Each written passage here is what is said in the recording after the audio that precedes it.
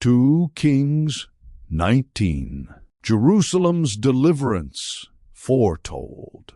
When King Hezekiah heard this, he tore his clothes and put on sackcloth and went into the temple of the Lord.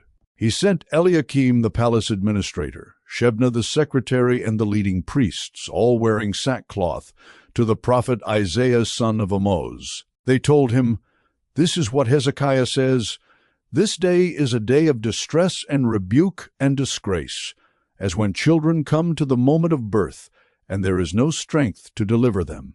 It may be that the Lord your God will hear all the words of the field commander, whom his master, the king of Assyria, has sent to ridicule the living God, and that he will rebuke him for the words the Lord your God has heard. Therefore pray for the remnant that still survives."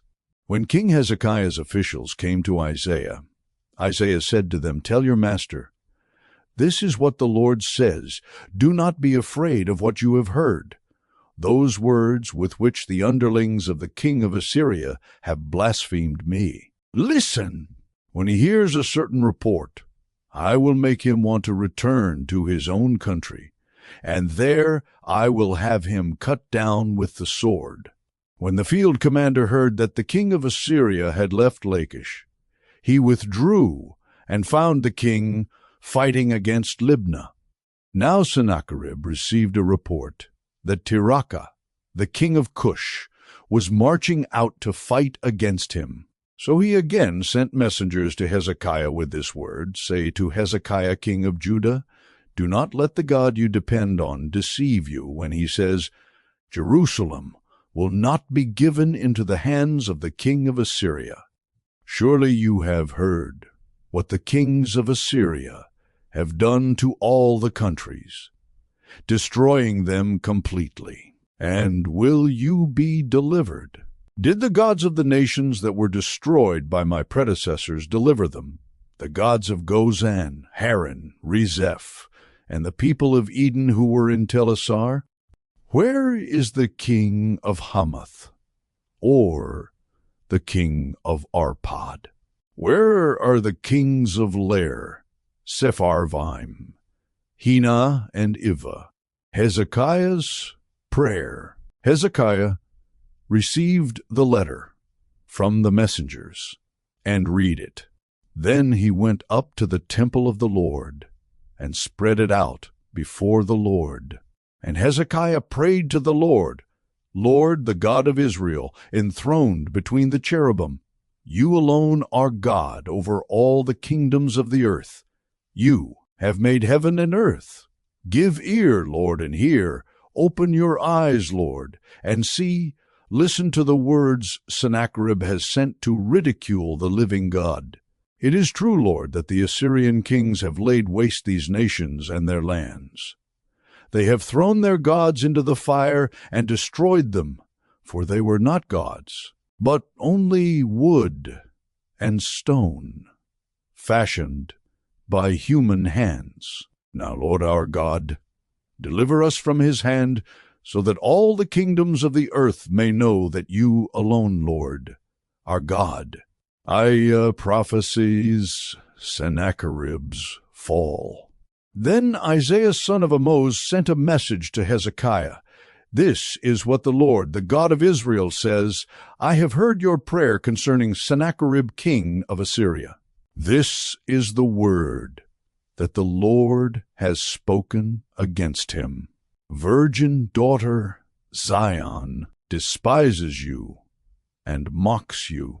Daughter Jerusalem tosses her head as you flee.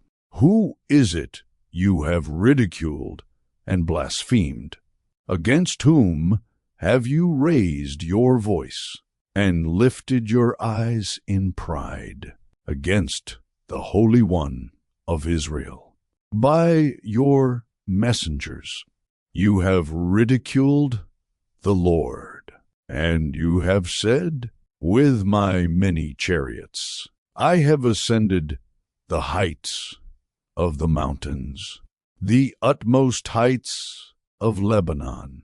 I have cut down its tallest cedars, the choicest of its junipers. I have reached its remotest parts, the finest of its forests. I have dug wells in foreign lands, and drunk the water there with the soles of my feet. I have dried up all the streams of Egypt. Have you not heard? Long ago I ordained it. Days of old I planned it. Now I have brought it to pass, that you have turned fortified cities to piles of stone. Their people, drained of power, are dismayed and put to shame. They are like plants in the field, like tender green shoots, like grass sprouting on the roof, scorched before it grows up. But I know where you are, and when you come and go, how you rage against me. Because you rage against me, because your insolence has reached my ears, I will put my hook in your nose and my bit in your mouth. I will make you return by the way you came. This will be the sign for you, Hezekiah.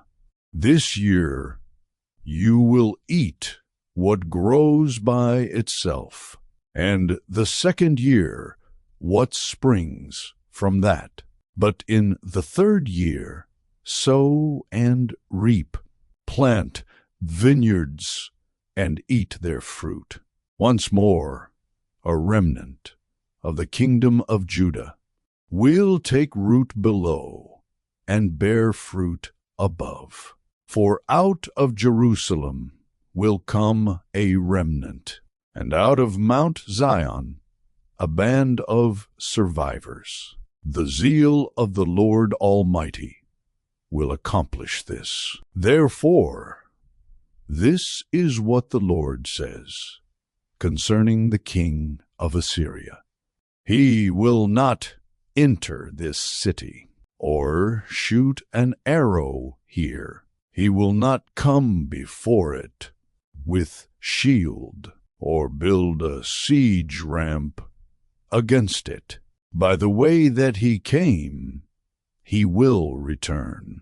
He will not enter this city, declares the Lord. I will defend this city and save it, for my sake and for the sake of David, my servant. That night the angel of the Lord went out and put to death 185,000 in the Assyrian camp.